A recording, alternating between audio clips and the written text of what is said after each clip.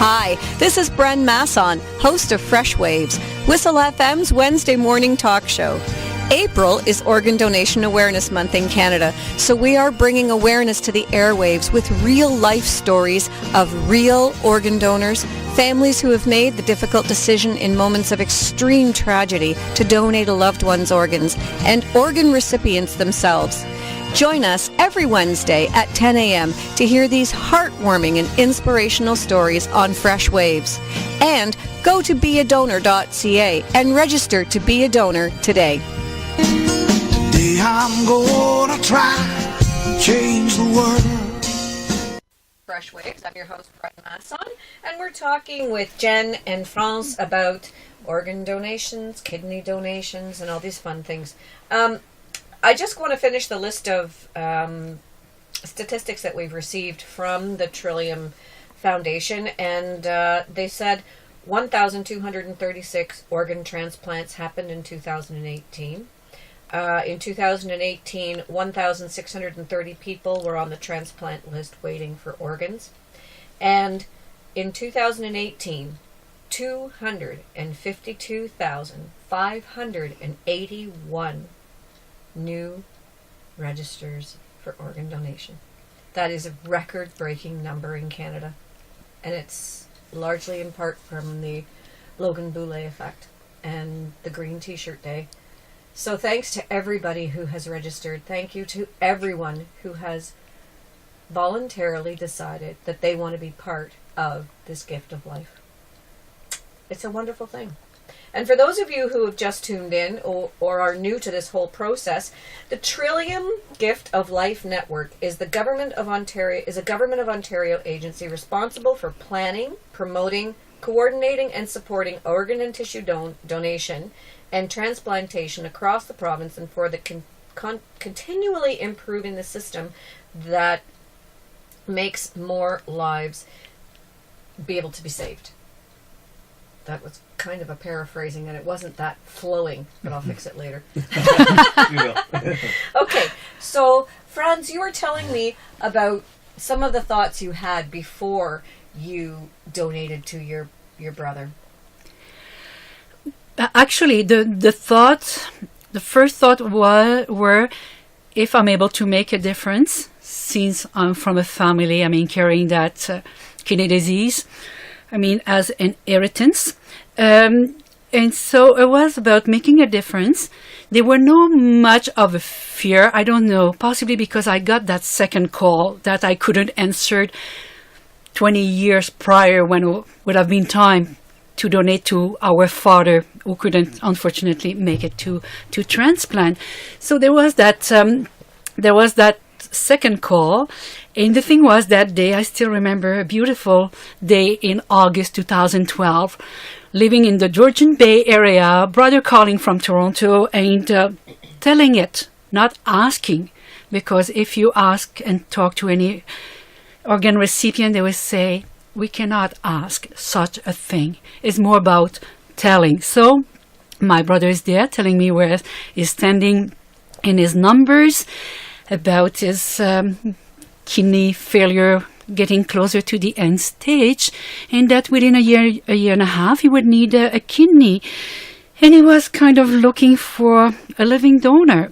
And so, after that long talk, I then turned to my husband. And I said, he said, well, France, you don't seem to understand what's going on. I said, no, I totally get it. But I said, what if something was to happen to you? Talking to my husband. Just in case, if in life his health condition deteriorates and he needs a kidney. And then he told me, France, listen for a minute. You're the one who tells everybody to live in the moment, that it's now happening. So who is need for a kidney now? I said, my brother. He said, well, if that's the approbation that you needed for that, let's go. So through the whole process of testing, so we were still having time ahead, because this is the difference between a recipient who has been closely monitored by the nephrologist and having a living donor. A surgery is a plan one. So we have a date. We can choose. We can see how everything goes on. So unfortunately, my brother, I mean, made like about a year and a half in between the time the nephrologist told him, well, it's going to be dialysis or transplant. In his head it was, well, if it could be transplant, we'll go with that option, that treatment, since it's not, neither of them are a cure.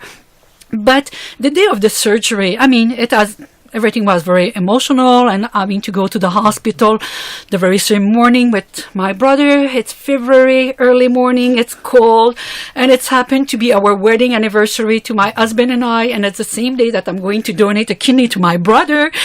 And so it's just that I so hope it's gonna work. All the way it's about, I hope it's gonna work. I was ready, so well prepared and cared for by the team at Toronto General Hospital. I mean, you have the nephrologists, the nurses, the social worker, the psychologists that look after everything, because that's donor's life that matters most. I mean, prior to donate, as was explained when it comes time for a deceased donor, I mean, there are two different teams taking care of the assessment. So one for the donor and one for the recipient.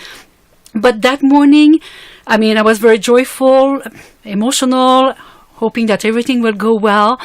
And it's just like almost 5 years later that my brother, when we were interviewed by TGH 3 weeks ago, that said during an interview that what he had wished on that morning, that God forbid, and this does not happen very often, but you have to be prepared for the reality that, I mean, he would wish me to be alive, healthy, and happy for many years. And on my side it was, well, the only thing is, I so hope it's going to work. And it did. I mean, sorry, because we are on air, but the kidney started to work right on the table. So, I mean, for someone who has been suffering from kidney disease and having a kidney functioning, I mean, being as a total new dimension. I mean, beside the energy that a recipient is getting right after transplant. Right. So it was not more of questioning for me. I mean, I think since I'm the blessed and privileged one in the family, that somewhere, somehow, among three of us, two siblings, that they spared me for something. It was to share my spare parts. And there we are. That's a great way of looking at it. That's a great way of looking at it. What a wonderful gift.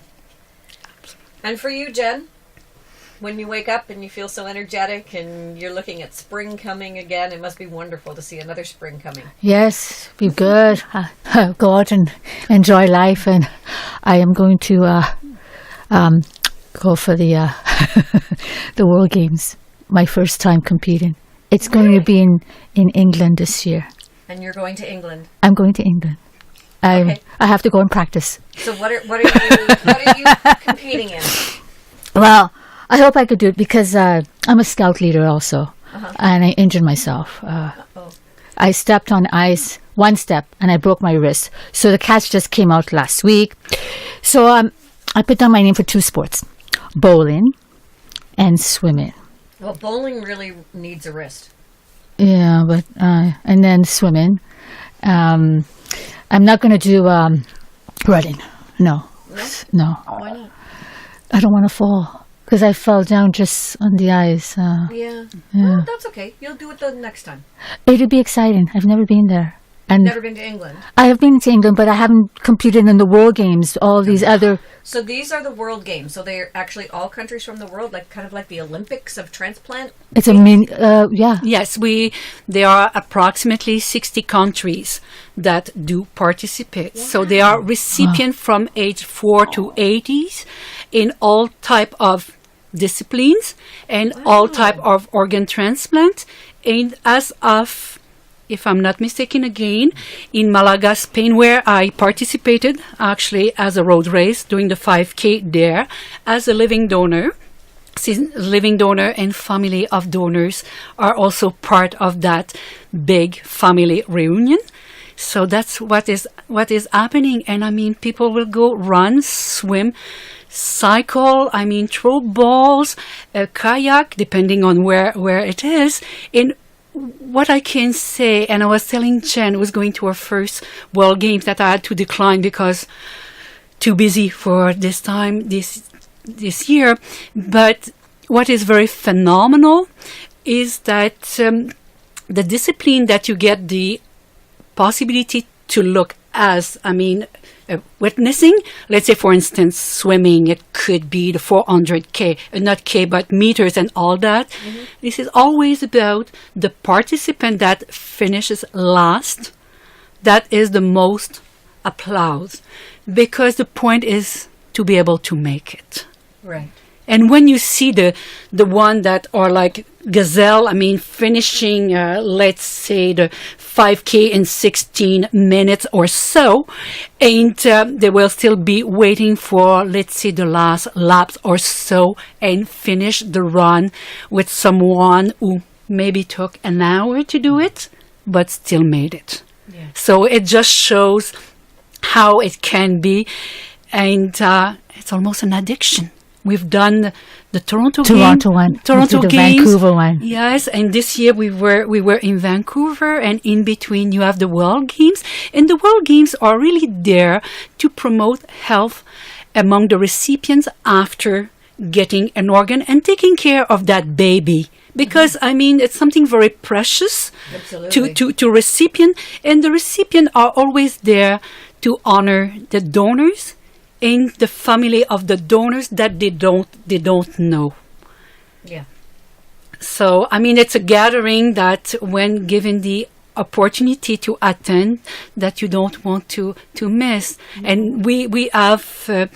beside the World Transplant Game, or an initiative from the World Transplant Game, it was called then Fit for Life, rebranded to Refit for Life. Refit for Life, yes, exactly. And it's everywhere in the world. They've got ambassadors, and we're blessed enough that my brother is one of the ambassadors for Canada, and it's still a new initiative of 2 years, but in having activities and to have recipients to connect about their health, and not necessarily just about when is your next appointment or on what type of meds are you, but what can we do together? To live a healthy, balanced life through exercise. And that said, for most recipients, they were not necessarily athletes prior to getting. Not you. No, exactly. Sorry, Jen. That's okay. No, and I choose to run my first 5K in Malaga, Spain. Well, I could have done it in the backyard along Lake Ontario, but the inspiration was there. So all type of initiative that's always about broadening up the spectrum and making sure that everybody in the transplant community have and feel that support. If there is one thing we don't want, is to patient going through that alone by themselves. There are tools out there. There are people, and again, by being like example or having a stories, since they are a story behind every single person that you meet, which is totally amazing. Yeah. Why not to be there for them all? Right. Now, in our first show, if anyone wants to hear the first show, you can go to the website freshwaves.ca and look underneath the organ donation awareness shows. And episode 1, we had a lady named Megan who has already donated a kidney and is about to, in the month of May, donate a part of her liver. And I'm wearing a scarf with butterflies on it because the butterflies symbolize the rebirth and the new life and the change. One of the things that she was mentioning, and you can hear it in the interview, is how healthy you have to be. The testing for a live organ donor is quite extensive. And it all comes down to what you were just saying about healthy living and your responsibility, if you're going to be an organ donor, to be as healthy as you can be so that your organs are healthy for donation and that you are going to come out okay on the other side. So it's a really involved process, and Megan does a great job of describing it in the first episode of these shows. I want to thank you ladies for coming on this week, for bearing your souls, telling us all about yourselves and sharing your stories with other people. I think it's the stories of the real people that are going to make the difference. We've been talking about organ donation for years, but it wasn't until the real story of Logan Boulay, a real young man who made the decision 5 weeks before that Humboldt accident to become an organ donor and wanted to wait till he was 21 so that it was his decision and his responsibility alone. That we have Ryan, who at the age of 10 decided in episode 2 that he was going to be an organ donor and told his whole family that they should all be organ donors. These are really inspirational people, and they've contributed to a nationwide organ donation registration that we've never seen before in this country. And to have you two here to tell your story is really, really special. And I'm very, very thankful and grateful that we've had the opportunity to speak with you and that you were brave enough to come on radio. I know you were saying you were nervous, Franz, about coming on the radio. Oh, the microphone is here, and now you're speaking of it, and I'm getting nervous. You've spoken all over the place. This is one more opportunity that life had to offer me, so why not? Exactly. Why not take it? Exactly. And Jen, you're going to England to participate in the World Games. Yes. I can honestly say that I now know a person who's going to participate in the World Games. Yes, I will. It's going to be exciting. My husband's going to be going. That's incredible. And with Can this, you sign my run sheet so I can say that you were here and I knew you when? And we knew that you were going to win. yes, I am going to I win. will be rooting for you all Thank the you way. so much. Yes, it's going to be exciting. I'll meet more friends from different countries. Like going to Vancouver was different. Like going to a different province with my son and interacting, meeting other people from other provinces, talking about their organ transplant story was just a bonding event.